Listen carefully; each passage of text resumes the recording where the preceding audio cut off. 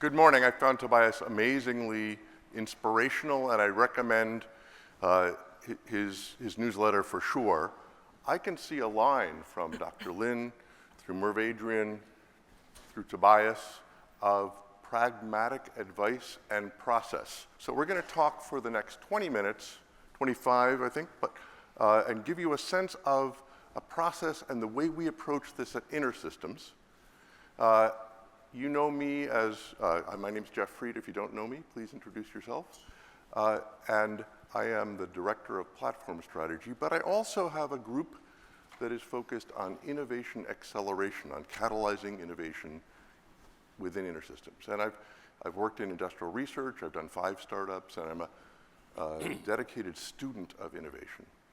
And I'm Alki Iliopoulou. I have a behavioral science expertise with a focus on innovation and emerging technologies. And I came about half a year ago from a Fortune 500 where I run the innovation team there. And before that, I was a director of a decision science lab at Harvard. And of course, just like Paul said, survival is important, taking patches is important. So I also have a startup experience, which is where I started my career. So we're going to do some audience participation just to warm you up.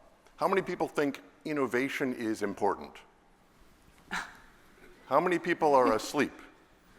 This is a hand down. Great. How many people can define innovation? Okay. This is very common, that innovation is sort of like the definition of art or the definition of pornography. I'll know it if I see it. And I really like the definition from the MIT Innovation Institute, which is that innovation is the process of taking ideas from inception to impact. As technical folks, we love generating the ideas. We love the invention. But until you have impact, there's no innovation, there's just invention. So the process that you use and the ingredients for that is of great interest to me. As I said, I'm a dedicated student for that, and we've built up a group with people with experience in that.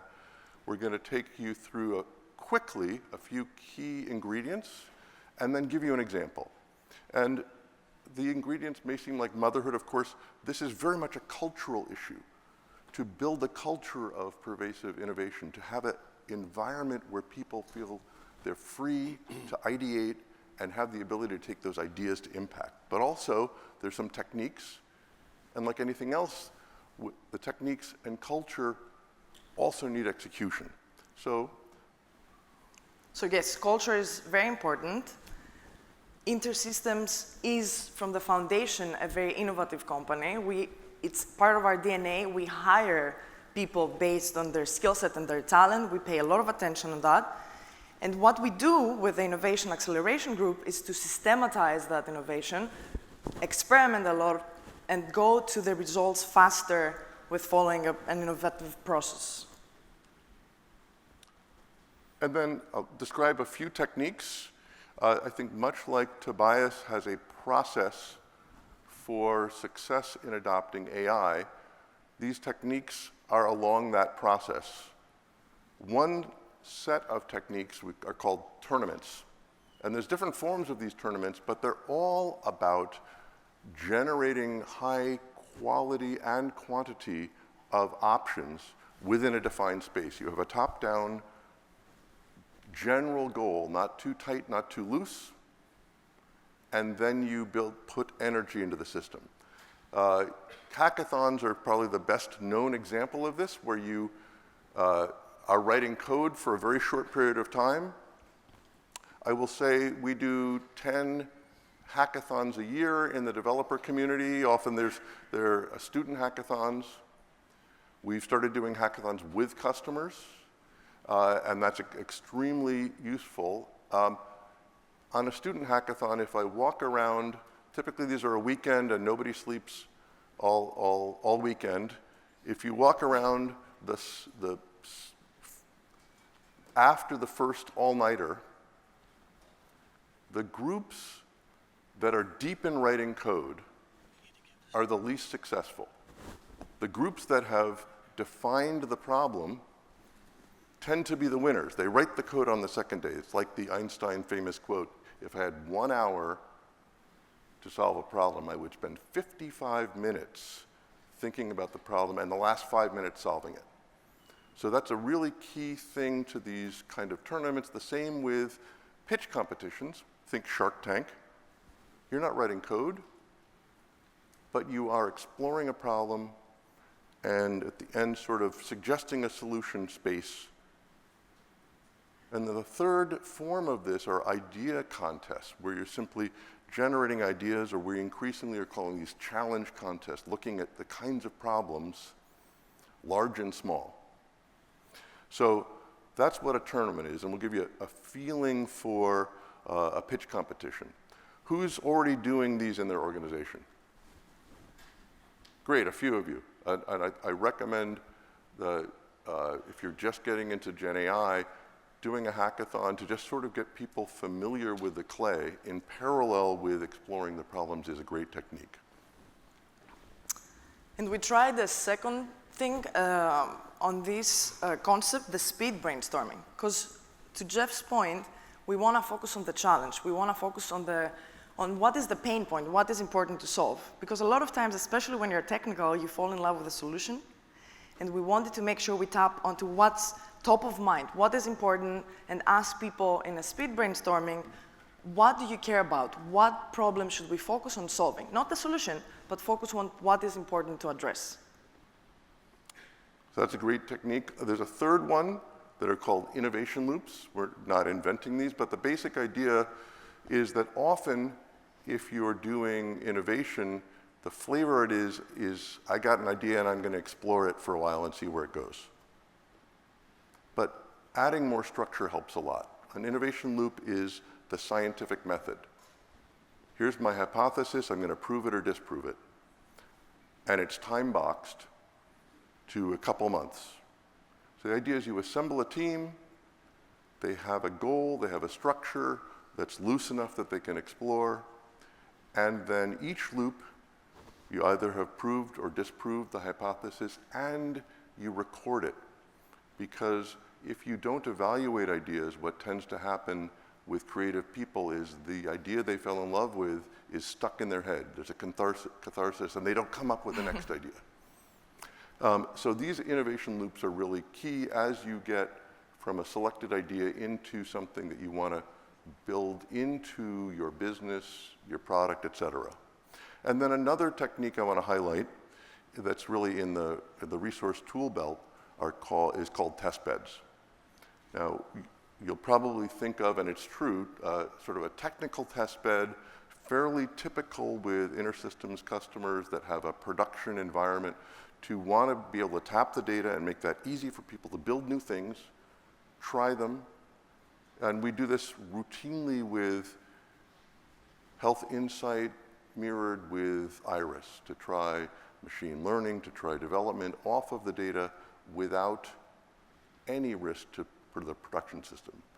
With InterSystems TrackCare, this is actually packaged. It's called the TrackCare Innovation Toolkit, which is InterSystems Iris alongside to provide this technical test bed. But we also do test beds with partners, with customers that are about having the right environment set up. With our incubator, our fire incubator, we have partnerships with 3 hospitals, and it's already set up so that the clinicians are ready. You don't need more paperwork, you don't need to set up a new forum, you don't need to call people, and you can evaluate the ideas really easily because that's all set up. So that's a test bed. So we've given you a flavor of techniques. Let's talk about execution for a minute. And we've built this at InterSystems into a program that's now been going roughly 2 years. So this program has 4 main pillars. The first is the framework, where we're trying to make sure that everything follows a specific process to get to the execution faster. We have, of course, resources that we want to make sure that we provide to everybody that's innovating with us, internally or externally, to accelerate that result. And then we have the ecosystem collaboration. The ecosystem collaboration is practically working with people like you, customers, academia, different partners, in order to increase that innovation capacity and more importantly, to understand these challenges that matter, right? What is important, what do you care about, and what should we focus our attention on? And the fourth pillar, because innovation is so hard, we want to make sure that recognition is planned along the innovation process. So we want to, just like the impact awards, different processes to celebrate internally and externally and recognize people that contribute and go through the punches to innovate within the company. So within this innovation framework, it's very simple. We're using tournaments to crowdsource challenges and then crowdsource and test potential areas and solutions, and then the winners go into these loops. And out of these loops, they'll go into our regular development processes. We have incredibly innovative development teams. So this is really a supplement for the things that don't fit. They're further out, they're weirder, they may be a different business model, not a different feature for a product. We've been doing this on a once or twice a year rate. We've now gotten 8 projects through. We've killed 2. And we just finished the first stage of this in end of April.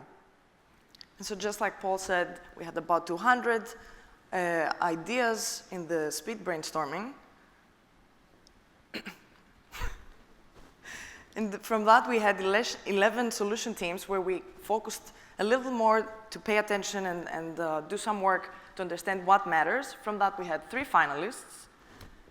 And then 1 looper is going to go and develop this even further, understand what would that look like. And you're going to very soon, this is why these 4 people are standing over there, not just to see the presentation from the back, but to actually show to you some of these finalists and show you what we're looking for and what are the pain points that we're considering to invest even further for the next year. You guys are key to this because you're going to help select which kind of problems we should focus on here. All right, so we're gonna pay attention, make sure you pay attention. They're gonna pitch for about 2 minutes each. And you, at the end, are going to vote which one you think is the most important challenge that we should focus on. So let's start with John. He's going to talk to us about alert fatigue. Thank you.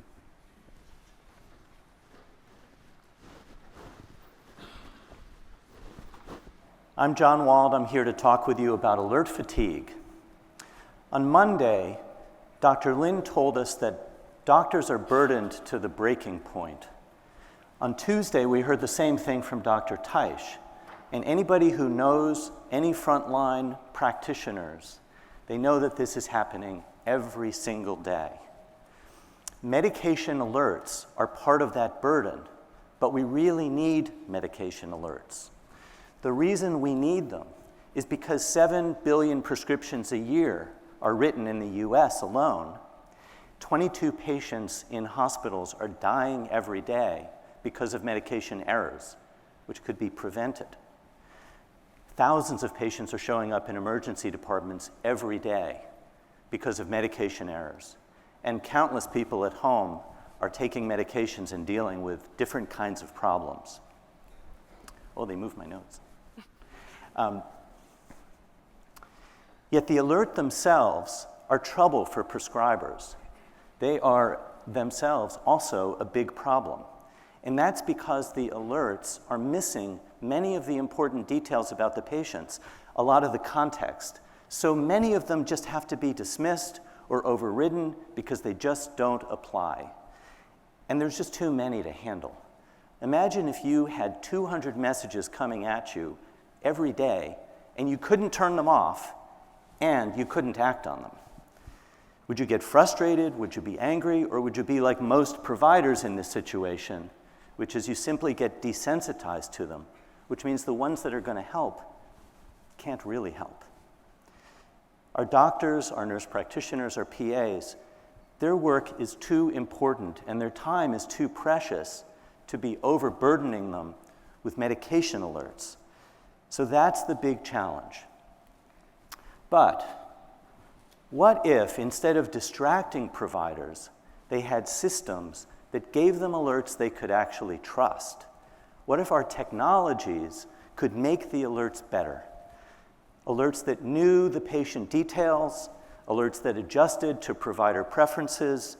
What if our systems were so good that providers really began to trust that they could avoid mistakes and keep each patient safe if they followed their advice?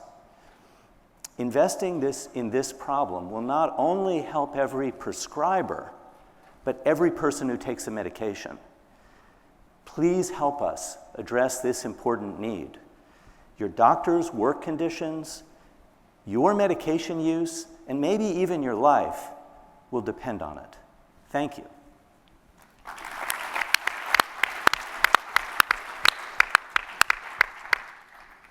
Thanks, John. Good morning, I'm Bhavya Kanima. And if you really want to understand elderly loneliness and isolation, close your eyes for a minute. Remember COVID, the shock and anxiety when our lives were upended? The fear and stress about possibly losing your job, home, or a loved one? The sadness and anger having to postpone meaningful celebrations and social interactions? Remember the pain of loneliness and isolation. Now imagine experiencing all of this daily and indefinitely. Go ahead and open your eyes. These are the challenges your grandparents, your parents, and your elder friends face. And you could too, because there's an epidemic of loneliness and isolation that's been steadily increasing since prior to the pandemic. It increases your risk of multimorbidity and premature death by nearly 30%. It's as dangerous as smoking 15 cigarettes a day, and more likely to kill you than drinking 6 beers a day, physical inactivity, obesity, and air pollution. It costs our grandparents and our parents their health and happiness, and it costs us, their family, precious time with them. More than an individual issue, it affects the community. Not identifying at-risk elderly and delaying preventative measures robs us of billions per year in health spending and business costs, and is adding more burnout and burden on our already stressed health services. InterSystems brings together clinical data like social determinants of health, technology like Gen AI, and importantly, people together. And by doing so, it can be a pivotal partner in addressing this challenge. We all have an obligation to invest. Otherwise, we'll pay an ever-increasing price. So are you prepared to eventually face elderly isolation and loneliness yourself? Or are you already ready for more time with the ones you love?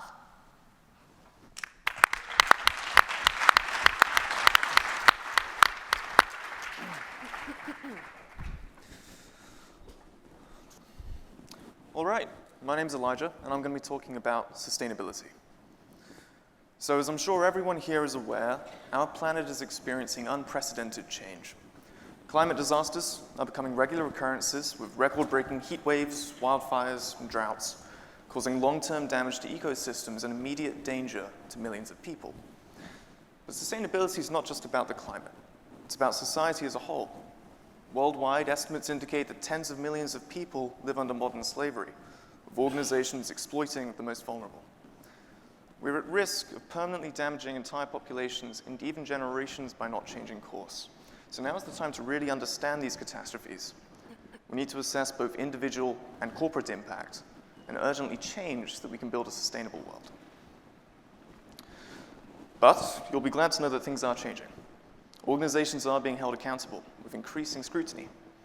Regulations rolled out, particularly across the US and the EU, require climate risk disclosures, sustainable investing metrics, and data assurance. But these regulations are rapidly evolving, as they should, so we need to be ready. And these regulations affect all industries. For example, a healthcare supply chain will need to report on their full Scope 3 emissions data, including the environmental footprints of medical devices, pharmaceuticals, anything from materials to transportation, as well as the downstream effects of how their products are disposed of. And this accountability really represents a shift. We're moving from reactive engagements, responding to disasters or lawsuits, to a proactive engagement, where we safeguard the rights of workers and the treatment of the planet in any decisions that we make. And this culminates with an extraordinary data challenge. We need to analyze data sets across an entire supply chain. We have evolving regulations in different geographies, and we have data quality issues, with some organizations even greenwashing reports to misrepresent their sustainability profiles. But most importantly, how do we understand our real impact on the planet? How can we rectify our mistakes and work to protect the people that are most at risk? So, I urge you to invest in sustainability so we can make a lasting impact and be better. Thank you.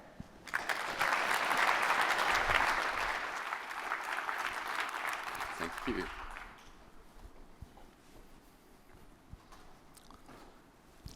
Good morning. I'm Kerry Stratton. I'm going to talk about emergency relief. I believe all of us here recognise and understand the problems of the overcrowding situation of our emergency departments, whether it be through our healthcare backgrounds or through the personal interaction of either ourselves or our family and friends. Overcrowding in emergency departments is a pervasive issue, and this problem is exacerbated by a variety of factors, including non-urgent visits, frequent visitors, and lengthy extended boarding times. These challenges are compounded by the shortage of staff and the downstream lack of beds available to admit these patients, which lead to direct impact of all our loved ones, our friends, and people that are engaged in the situation in emergency. Over 30% of all patients turning up at emergency are not seen for up to 8 hours, which far exceeds the typical 4-hour wait times. Delay of critical treatments for the most severe cases can also be attributed to triage inefficiency and accuracy of the priority of their case. There is also a frequency of mismatch between patient needs and available resources like beds, available beds, and the actual lack of staff, the reduction that's happened in staff. And moreover, the intense pressure and high demands placed on ED staff can lead to serious staff burnout, which is further intensified by the high stakes of the working in an emergency department. We believe this problem can be resolved. You have the data, and we are ready. Let's use generative AI in order to assist clinicians and patients with all the key problem areas and provide emergency relief today. Thank you.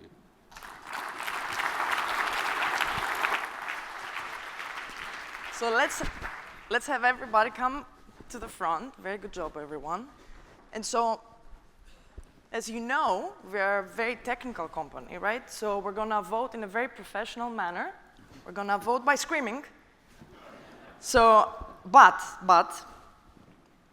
we're not amateurs. We have a noise meter here. So I'm gonna see how you guys do. We're gonna do a practice round. And I'm gonna tell you how loud you were. So let's just do make some noise and see how you do.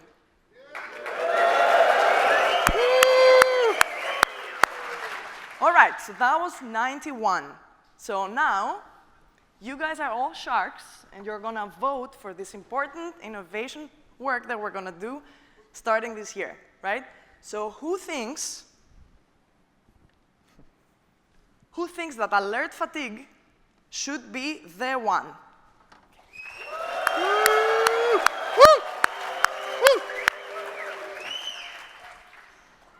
88. Okay. All right, so who thinks elderly isolation should be the one.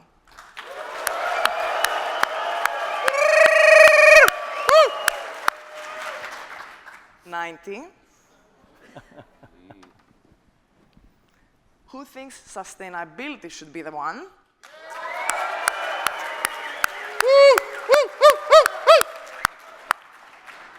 91. All right, so that's getting very tight. All right. Emergency relief.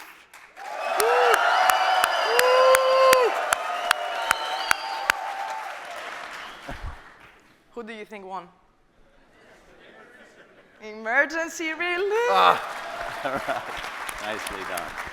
So as part of our recognition system, we have a fabulous prize for the winner. Thank you so much. Congratulations. Thank you, Don. Where's the clicker? Clicker? Oh, clicker. Oh, you stole the clicker already? Emergency relief. Look at Not this. only emergency. Thank you. You relieved us from the emergency. Hat high. Ad hoc. So this gives you really a sense. I know this was very abbreviated.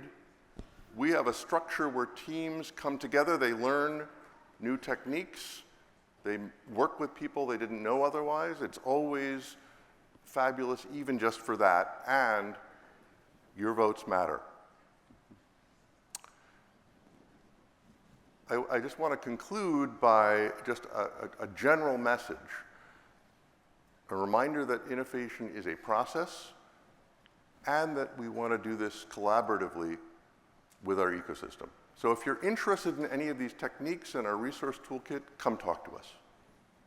If you'd like to collaborate with us and be part of the ecosystem, make sure you tell us what you're thinking, what is important, and let's work together. And if you have an important problem that we might discuss together or work on together, even things you wouldn't think of InterSystems as doing, come talk to us. So thank you very much, and let's give an extra hand to John, Fabia, Elijah, and Martin.